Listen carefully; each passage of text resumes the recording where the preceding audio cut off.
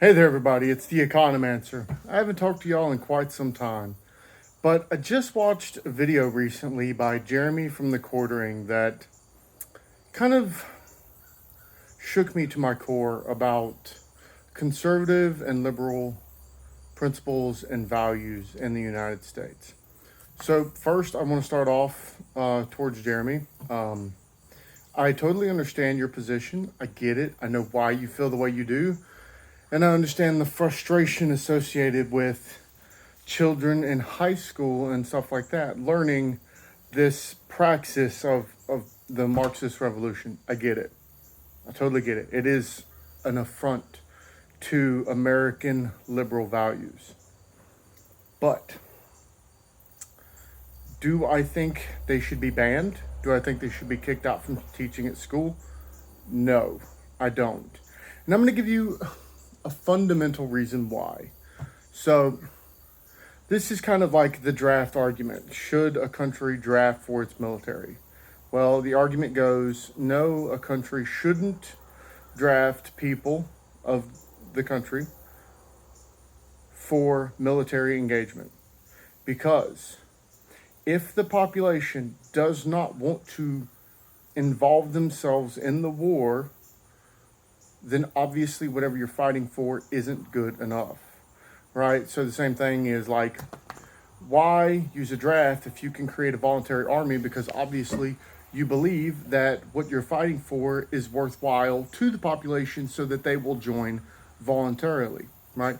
Or you can make the incentive structure good enough for them to choose to join, right?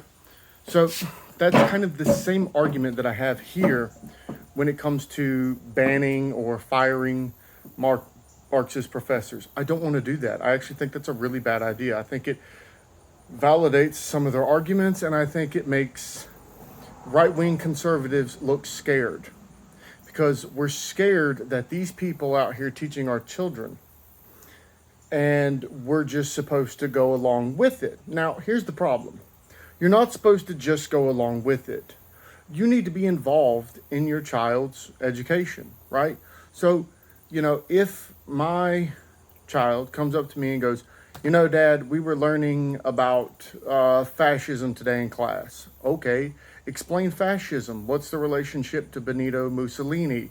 How does fascism coincide with socialism? How does fascism coincide with capitalism? What's the distinction it makes between those two different economic systems? What are the ways that it can be utilized? Oh, so you're using this, non-academic usage of the word, right? Or the Frankfurtian usage of the word for fascism, right? So we don't want that. That's fine. But that's something that you and your child or teenager should be challenging them on.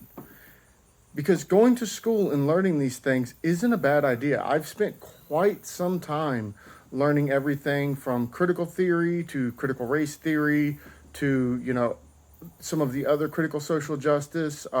I've learned quite a lot on, vulgar Marxism and stuff like that. And it's benefited me greatly, not only for my own personal perspective and making and understanding why I'm a conservative, but also understanding their arguments and how best to defeat them. Because if you can't defeat the argument, you just ban it outright. And I don't believe in that. I think that the problem with conservatives right now is we don't really have many arguments. And again, that's why I've done this deep dive into my videos, opening into, structural functionalism, cybernetics, some of the bigger battlegrounds in sociology against conservatives and we'll call them illiberal liberals, right? Because that's important. That's where the knowledge is. That's how you learn. You need to know what the other side believes and thinks, just as well as they need to know what you think. So there has to be communication between the two. Just shutting it down and ending the communication, I don't think is worthwhile. Now, going out to rallies and stuff like that for extra credit, okay, that's probably something that should be stopped.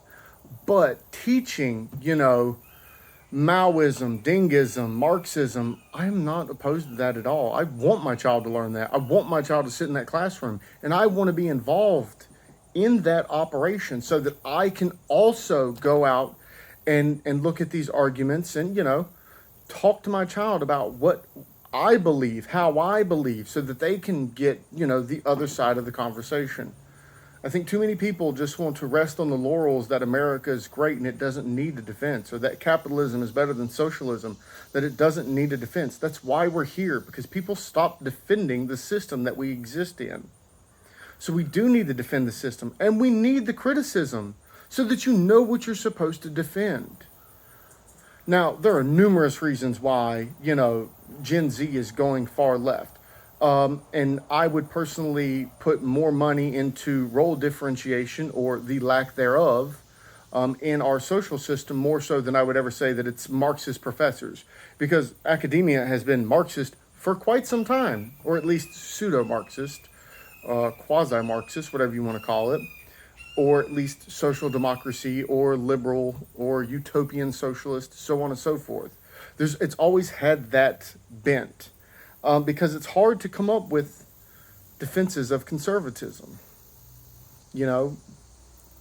That's what we have to do. We have to defend the liberal values that we gained from, the classical liberals. We have to look at the system and understand the criticisms, and either take the criticisms because they're good, or come up with a defense against the criticism, so that, our children, our teenagers, our social system, our society can know how to deal with these problems. And to me, that's the most important, and that's what I care about. So sure, absolutely, teach your nonsense. I hope to hear it. I hope my child sits in that class, and I hope my child tears that teacher apart for not understanding their own position well enough. I want my child to be the person in the classroom that's challenging everything, whether that's a right-wing teacher or a left-wing teacher. Challenge and criticize everything, and build the defenses for what you think is best. I personally have spent quite some time, well over 10 years, learning, going through, college, all the other places, so that I know what the left and the right believe. And as it stands right now, the left has a whole lot more things to believe in than the right. Because again, the right rests on the laurels that the system works and it's given us all this, without any type of introspection or defense of it. So defend your beliefs. Don't ban the others from theirs, because that just makes them look right. With that being said, thank you. Like I said, I am the Economancer. Thank you for taking this walk with me through the Economicon. And Jeremy from the Quartering, I do hope you see this somehow. If anyone can get this out to him, that would be cool. But yeah, thank you.